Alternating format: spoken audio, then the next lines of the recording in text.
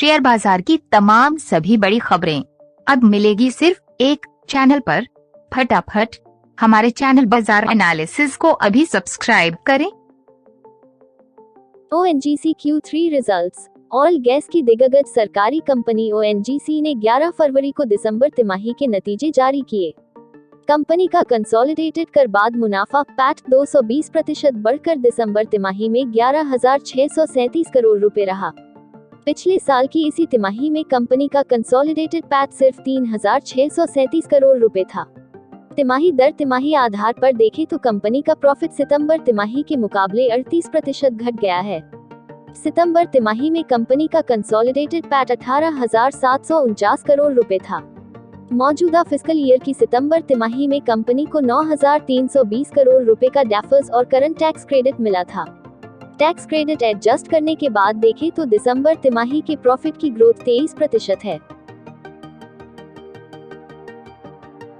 11 फरवरी को समाप्त हफ्ते में भारी उतार चढ़ाव के बीच बेंचमार्क इंडेक्स में 1% की गिरावट देखने को मिली।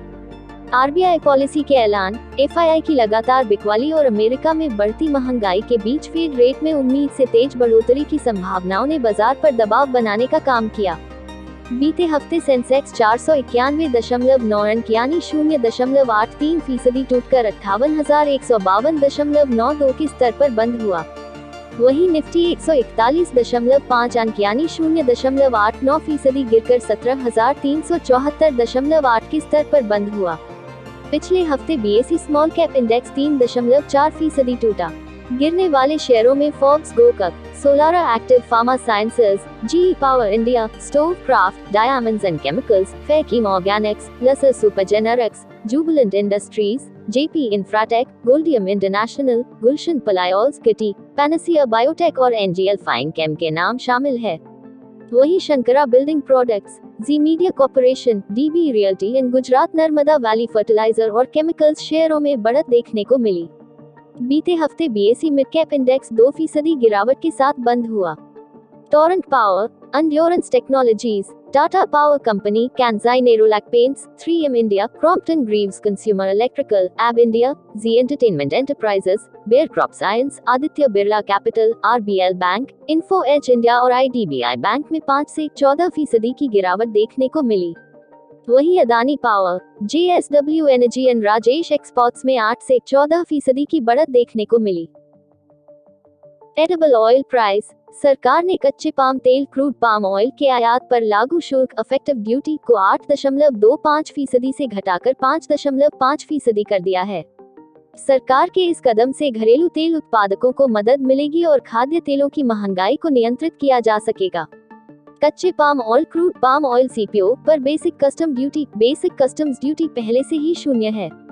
केंद्रीय अप्रत्यक्ष कर एवं सीमा शुल्क board central board of indirect taxes and customs CBIC ने पाम ऑयल पर एग्री इंफ्रा डेवलपमेंट सेस को भी 7.5% से घटाकर 5% कर दिया है, जो कि 13 फरवरी से लागू है। CBIC ने एक नोटिफिकेशन में कहा है कि कच्चे पाम तेल और अन्य कच्चे तेलों पर आयात शुल्क इंपोर्ट ड्यूटी को घटाने की अवधि को 6 महीने के लिए 30 सितंबर तक बढ़ा दिया है।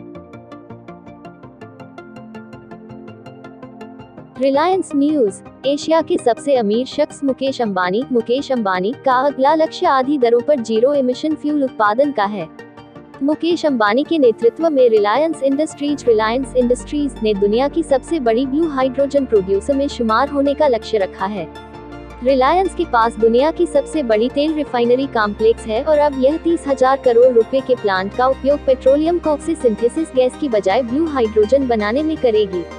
इसकी लागत करीब 1.2-1.5 अमेरिकी डॉलर प्रति किग्रा 90.77-113.46 रुपए पड़ेगी, जो वैश्विक औसत का करीब आधा है।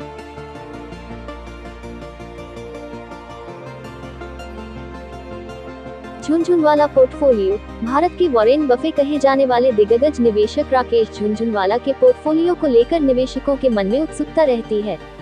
बिग बुल राकेश झुनझुनवाला के पोर्टफोलियो में शामिल स्टॉक्स को लेकर शानदार रिटर्न का निवेशकों के मन में भरोसा रहता है। आमतौर पर माना जाता है कि जिस कंपनी में बिग बुल बिकवाली करें, उसके भाव गिर सकते हैं, लेकिन हर बार ऐसा ही हो, यह जरूरी नहीं। सितंबर तिमाही के अंत में बिग बुल की प्रकाश पाइप्स में 1.3% हिस्सेदारी थी, जो दिसंबर 2021 के अंत में गिरकर 1% के नीचे लुढ़क गई। हालांकि 31 दिसंबर के मुकाबले अब तक इसके भाव करीब 16% मजबूत हो चुके हैं।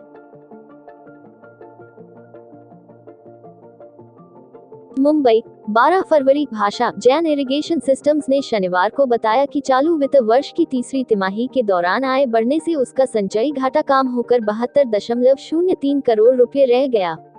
जैन इरिगेशन सिस्टम्स ने शेयर बाजार को बताया कि पिछले वित्त वर्ष की इसी अवधि में कंपनी का घाटा 122.84 करोड़ रुपए था।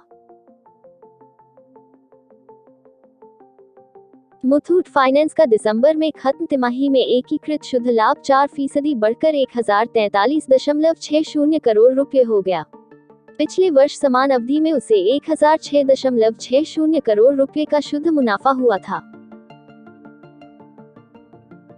बिगेस्ट बैंक स्कैम, सीबीआई ने अपने सबसे बड़े बैंक फ्रॉड मामले में एबीजी शिपयार्ड ईटीडी और उसके तत्कालीन चेयरमैन और मैनेजिंग डायरेक्टर ऋषि कमलेश अग्रवाल को भारतीय स्टेट बैंक के एक संघ के साथ 22,842 करोड़ रुपए से अधिक की धोखाधड़ी करने के लिए मामला दर्ज किया है। सीबीआई अधिकारियों ने शनिवार को इसकी जानकारी दी। रिलायंस इंडस्ट्रीज अब ग्लोबल लेवल पर ब्लू हाइड्रोजन के सबसे मैन्युफैक्चरर बनना चाहता है। इसके लिए उसने अपने योजना के बारे में बताते हुए कहा कि दुनिया की सबसे बड़ी ऑयल रिफाइनिंग चलाने के लिए 30,000 करोड़ रुपए के प्लांट बनाएगा। नई दिल्ली, 12 फरवरी। भाषा रिलायंस इंफ्रास्ट्रक्चर ने शनिवार को बताया कि 31 दिसंबर 2021 को समाप्त चालू वित्त वर्ष की तीसरी तिमाही में उसका संचयी शुद्ध घाटा 106.91 करोड़ रुपए रहा। कंपनी ने शेयर बाजार को बताया कि इससे एक साल पहले की समान अवधि में उसने 80.08 करोड़ रुपए का शुद्ध लाभ दर्ज किया था।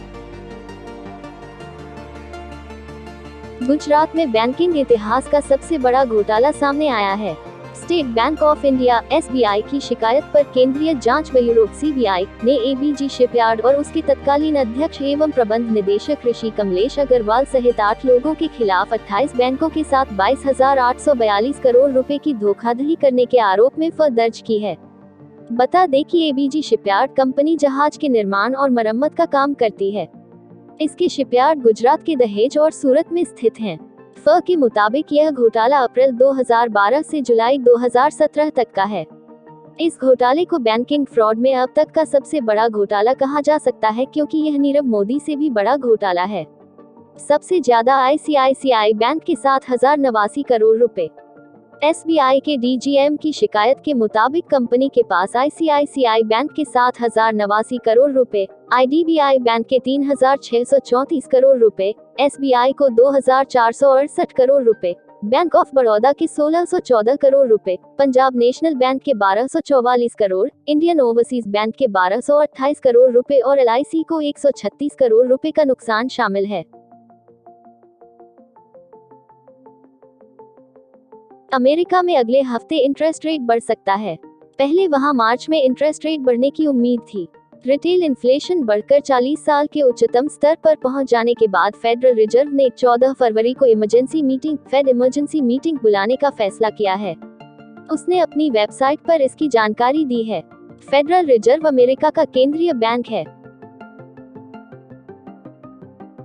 वोल्टास लिमिटेड का एकीकृत शुद्ध लाभ चालू वित्त वर्ष की अक्टूबर-दिसंबर तिमाही में 24.93% घटकर 96.56 करोड़ रुपए रह गया।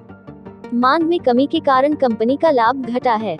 टाटा समूह की कंपनी ने शुक्रवार को शेयर बाजार को दी जानकारी में कहा कि इससे पिछले वित्त वर्ष की तीसरी तिमाही में इसका एकीकृत शुद्ध लाभ 128.64 करोड़ रुपए था। वाहन विनिर्माण एवं वाहन उपकरण क्षेत्र के लिए शुरू की गई उत्पादन आधारित प्रोत्साहन (पीएलआई) योजना के तहत Ford, Tata Motors, Suzuki, Hyundai, किया और महिंद्रा एंड महिंद्रा समेत 20 कंपनियों को प्रोत्साहन मिलेगा। भारी उद्योग मंत्रालय ने शुक्रवार को इसकी घोषणा करते हुए कहा कि पीएलआई योजना के तहत 45,016 करोड़ रुपए के निवेश प्रस्ताव सामने आने से इस योजना को बड़ी सफलता मिलती हुई दिखाई दी है।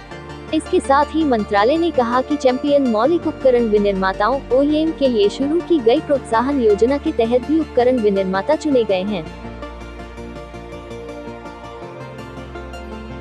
Thanks for watching.